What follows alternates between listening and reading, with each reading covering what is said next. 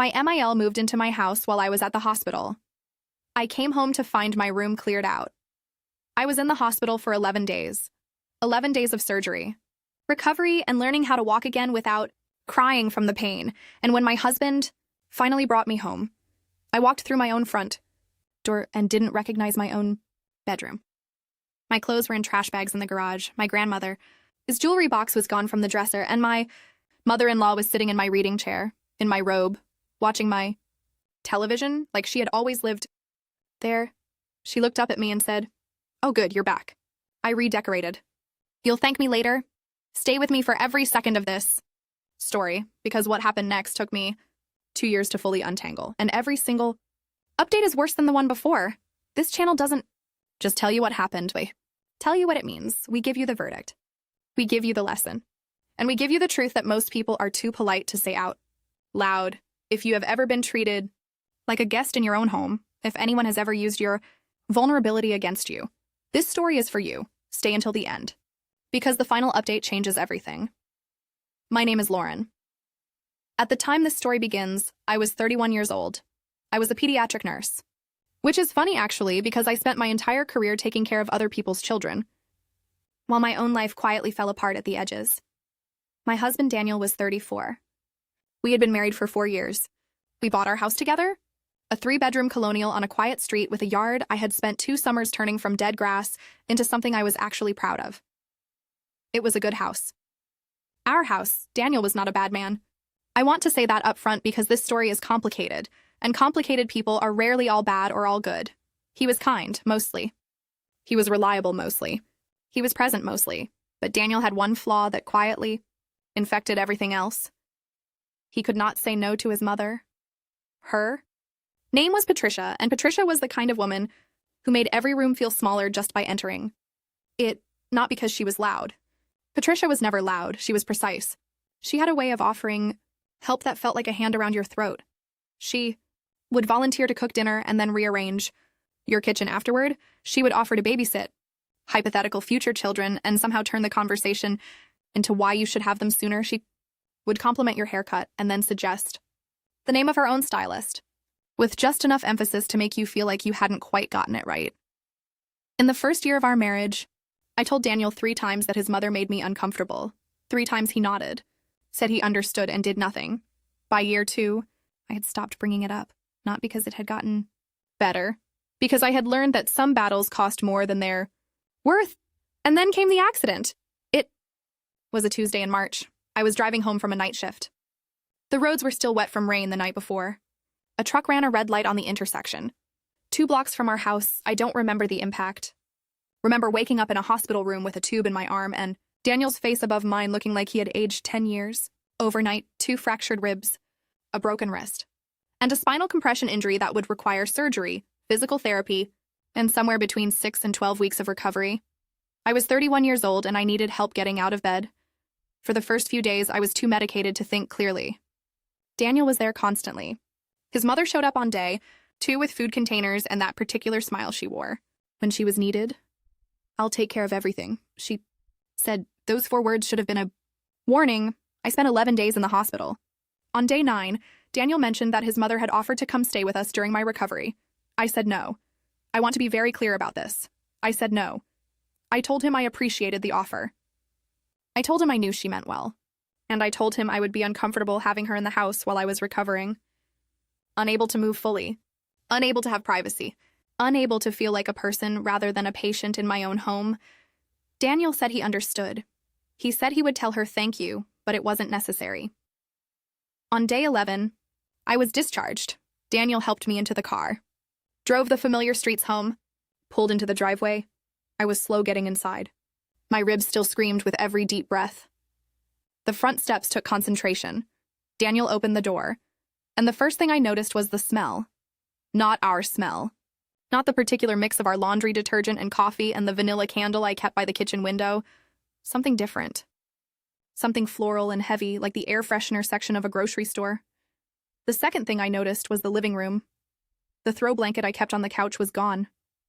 In its place was a knitted beige thing I had never seen. The decorative pillow my sister had given me for my birthday had been moved. There was a framed photo on the wall that had not been there before. a professional family portrait of Daniel, Patricia, and Daniel's late father. I stood there for a long moment, not quite processing. Then I looked down the hallway toward our bedroom. The door was open. And inside, in my reading chair, in my robe, watching my television, was Patricia. She looked up when I came in. No guilt. No surprise. No apology in her expression. Just that smile. Oh, good. You're back. I redecorated a little. You'll thank me later. I looked around the room. My side of the dresser had been cleared.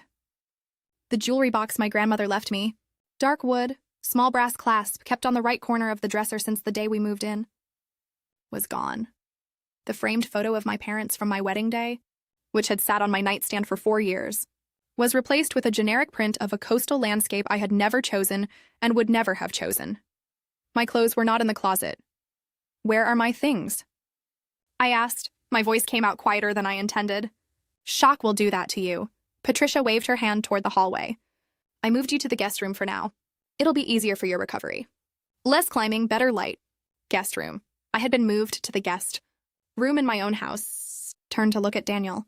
He was standing in the doorway, with the expression of a man who had known this was coming and had decided that the easiest path was to let it happen and apologize later. And I felt something go very, very cold inside me. Not anger. Not yet, something quieter. Something that said, pay attention to this moment. Remember every detail of this moment. Where is my grandmother's jewelry box? I asked. Patricia made a small sound like the question was slightly dramatic. I put it somewhere safe. You don't want to worry about things like that while you're recovering. Where is it? Lauren, you just got home. Sit down, let me make you some tea. Patricia. Where is my grandmother's jewelry box? It was not a question anymore. Daniel stepped forward. Mom, where did you put her things? In storage, she said. The guest room is smaller, so I had to make choices. Storage. She had put my belongings in storage. In my own house. While I was recovering from surgery. And my husband had let it happen. I did not scream. I did not cry. I walked to the guest room, which had been rearranged with military efficiency. My trash-bagged clothes stacked neatly against the wall. A small lamp on the nightstand. And a handwritten note on the pillow that read, Rest up, sweetheart. I'm here to help.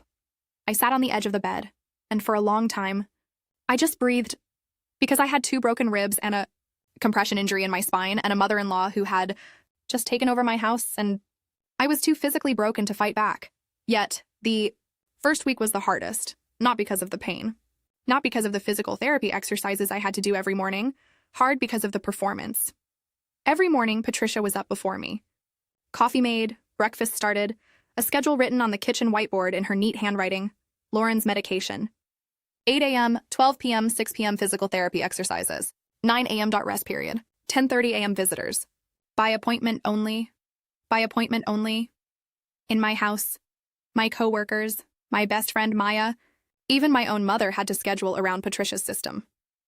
When I brought it up to Daniel, he said she was just trying to help with my recovery. That structure was good for healing. That I should try to see it from her perspective.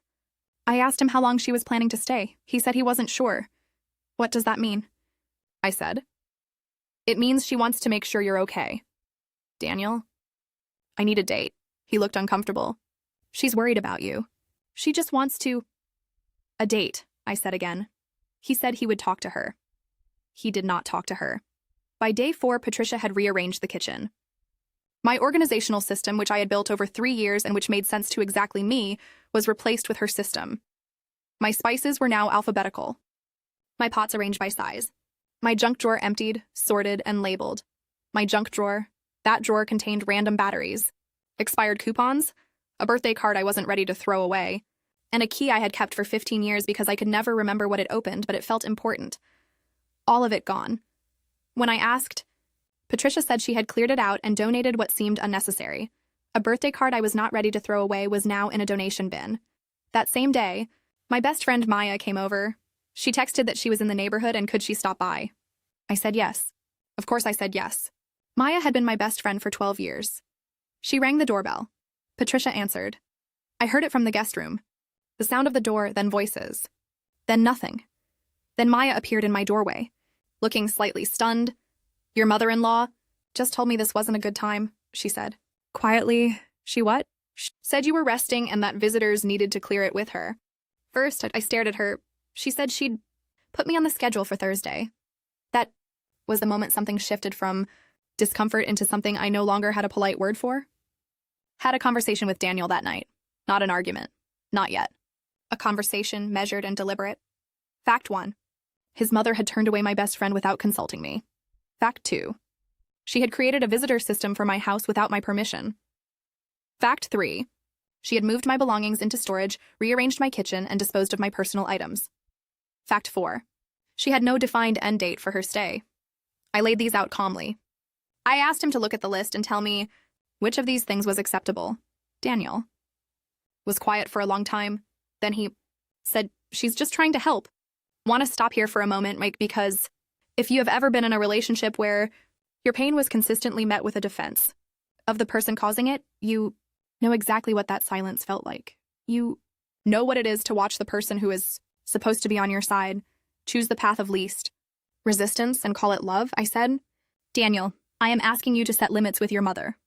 "That is not an unreasonable request," he said. "You're still recovering. This isn't the time for conflict," and I said. "The conflict is already here. The question is whether you're going to help me with it or not." He left the room. Patricia knocked on my door 20 minutes later. She sat on the edge of the bed with the posture of a woman who was about to be generous at great personal cost. She said she understood I was upset. She said she knew change was difficult. She said she was only here because she loved Daniel and wanted to make sure I was taken care of. "I can take care of myself." I said, "You have 2 broken ribs? And a spinal injury," she said, "and my grandmother's jewelry box is in storage." A pause. "I'll get it out tomorrow." She did not get it out tomorrow or the day after that. Day 9 of her stay. I found out from my neighbor Karen that Patricia had told her I was having a hard time adjusting to my limitations and that she was basically running the household until Lauren gets back on her feet. Running the household. My household. On day 12, I found something that made my hands go cold. I had asked Daniel 3 times to find out where my things had been stored. He kept saying he would ask. He kept not asking, so I asked Patricia directly. She took me to the basement. My things were not in a storage unit. They were not carefully boxed in labeled containers. They were in 3 black garbage bags pushed against the water heater. My grandmother's jewelry box was at the bottom of one of the bags and not wrapped, not protected, just placed inside a garbage bag like it was something to be thrown out on the right day. I did not say anything. I picked up the bag. I carried it upstairs. I put the jewelry box back on the dresser in my own bedroom. Then I went to find Daniel. Now, before I tell you what I said, I want to ask you something. At what point does she means, well, stop being a valid defense? Like, what point does someone's good intentions stop excusing the damage they're causing? Because here is what I have learned about people like Patricia. They never intend to harm you. They are always helping. They are always doing what they believe is best. But the result is the same as if they had meant every bit of it. Your things end up in garbage bags. Your friends get turned away at the door. Your husband keeps saying, "She's just trying to help," and you are standing in your own house feeling like a visitor. Comment below. Tell me at what point would you have said enough, because I'm about to tell you what I did. I found Daniel in the kitchen. Patricia was there too. Which was fine. Which was in fact useful. I put the garbage bag on the kitchen table. Both of them looked at it. Then at me, I said. My grandmother's jewelry box was in a garbage bag against the water heater. Patricia opened her mouth. I held up my hand. I'm not asking for an explanation, I said. I am telling you what I found, so that we are all starting from the same place. I turned to Daniel. I need your mother to leave by Friday. Silence. Patricia made a sound like I had said something offensive. Daniel looked at me like I had pulled a pin out of something. Lauren, Friday, I said. That is 4 days from now. That is a reasonable amount of time to make arrangements.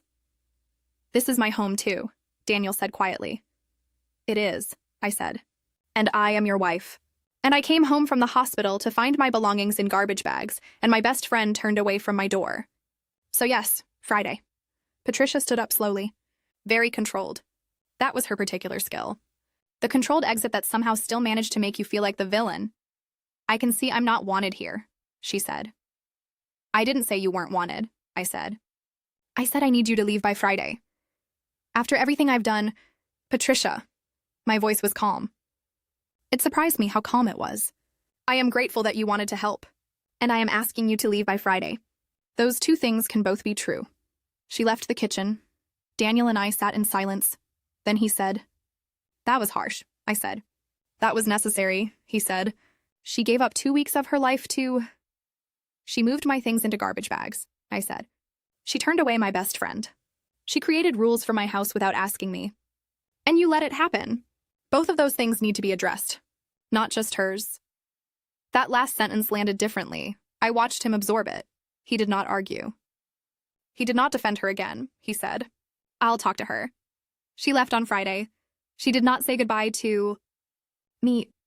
She said goodbye to Daniel in the driveway for 23 minutes while I watched from the guest room window and felt something complicated that I still haven't fully named: relief, exhaustion, a kind of grief. Not for her, but for the version of my marriage I had believed in before those 11 days. And I thought the hard part was over. I was wrong. The weeks after, Patricia left should have been recovery in every sense. Instead, they were a different kind of injury. Daniel became quiet in a way I hadn't seen before. Not angry, not cold, just absent. Present in the house, but somewhere else entirely. He visited his mother twice a week, texted her daily, would come home from her house and spend the evening in a silence that felt loaded with things he wasn't saying. I asked him once if he was okay. He said, "I just feel like you didn't have to do it that way." I said, "What way would have been acceptable to you?" He didn't answer. I found out from Daniel's sister, Claire, 3 weeks later, that Patricia had been telling the extended family a version of events that cast me as difficult, ungrateful, and emotionally unstable from the trauma of my accident. That I had snapped at her, that I had thrown her out, that I was not in a good place. What she did not mention: the jewelry box in the garbage bag, Maya being turned away at the door, the whiteboard schedule, the rearranged kitchen, the guest room. She told half the story and made it sound complete. Claire called me to ask if I was okay. She did not call to defend her mother. She said, "My mother has always done this. She gets her hooks into a situation while someone is vulnerable and then acts surprised when they push back." I asked her why she was telling me this. She said, "Because my brother needs to hear it from someone who isn't you." Something shifted in me after that phone call. Not toward anger, toward clarity. I had spent 4 years managing Patricia at a careful distance. I had spent my recovery managing her in my own home. I had spent 3 weeks managing the fallout from asking her to leave, and I was still managing. I was the one adjusting. I was the one making space. I was the one staying calm and being reasonable and absorbing everything. While Daniel stood in the middle and did nothing, because doing nothing was the most comfortable option available to him. And here is what I have learned about that kind of marriage. The kind where one person manages everything while the other person benefits from the peace. It doesn't fail dramatically. It erodes quietly. One accommodation at a time. One "she means well" at a time. Until one morning you wake up and realize you have made yourself smaller for so long that you can barely remember what it felt like to take up your full space. Now, I know some of you are waiting for the big dramatic moment. The final confrontation where everything is said. Stay with me. Because the update I'm about to share happened 6 months after Patricia left, and it involves something none of us saw coming. Patricia made a move that made everything before it look like practice. 6 months after my discharge from the hospital, I got a phone call from a number I didn't recognize. It was a real estate agent. She wanted to confirm our appointment to discuss listing the house. I told her there must be a mistake. We were not listing the house. She read back my name and address, and then she said, "I spoke with your mother-in-law last week. She told me she had power of attorney for the property while you were recovering and that she'd been managing the household. She said you were interested in downsizing." I sat down. The room did not tilt. The world did not spin. It just went very, very still. "She does not have power of attorney," I said. "She has never had power of attorney. Please do not take any further action on this." I hung up. Then I called my lawyer. Then I called Daniel. Daniel's response in its entirety was, "She must have misunderstood something," I said. "A real estate agent does not misunderstand power of attorney," he said. "I'll call her," I said. "Daniel, I need you to understand what just happened. Your mother contacted a real estate agent about our house. She implied legal authority she does not have. This is not a misunderstanding. This is a boundary violation of a completely different scale." Long pause. "I'll talk to her," he said. He did talk to her. Her explanation was that she had only been asking questions and that the agent must have gotten the wrong impression. She did not apologize. Daniel relayed this to me and seemed to feel that it concluded the matter. It did not conclude the matter. I had 2 conversations in the week that followed. The first was with my lawyer, who confirmed that what Patricia had done was documentable and could be used in the future if anything similar occurred again. The second was with Daniel. I told him I needed him to make a decision, not about his mother, about us, because here was the truth as I understood it. Patricia would always test limits. That was who she was. That was who she had always been. The question was not whether she would do it again. The question was what Daniel would do when she did. Would he continue to be the man in the middle, too uncomfortable to take a side, or would he be my husband? He was quiet for a long time. Then he said something I had not heard him say in 4 years of marriage. He said, "I'm sorry. I should have stopped her before it got this far. I knew what she was doing and I kept telling myself it wasn't that bad, and it was that bad. I let it be that bad." That sentence did not fix everything. It was not a magic resolution. But it was the first true thing he had said in a very long time, and it was the first time in 4 years that I felt like he was standing next to me. Not in the middle. Next to me. Here is my verdict on this story. Patricia was not evil. She was a woman who had never been told no by the people she loved, who had built her entire identity around being needed, who experienced other people's independence as a personal rejection. That does not make what she did acceptable, but it explains it. Daniel was not a bad husband. He was a man who had spent his entire life choosing the path of least resistance with the woman who raised him, who had learned that conflict with his mother always cost more than it seemed worth, until he understood that the cost of avoiding conflict with her was the erosion of his marriage and me. I was a woman who had learned to be reasonable at her own expense, who had confused accommodation with grace, who had spent 4 years shrinking to avoid friction, until I had 2 broken ribs and a compression injury and a grandmother's jewelry box at the bottom of a garbage bag, and I finally understood. Your home is the only place in the world where you should never have to perform being fine. The moment you are made to feel like a visitor in your own space, the moment the person who is supposed to stand with you keeps choosing the middle, that is not a small problem, that is the whole problem. Comment below, Team Lauren. Was I right to ask her to leave on Friday, or Team Daniel? Was he a victim of his upbringing, or did he choose his comfort over his wife? Drop your verdict. And if this story stayed with you, subscribe. Every week we bring you a story that doesn't just make you feel something, it makes you think about something. I'll see you in the next one.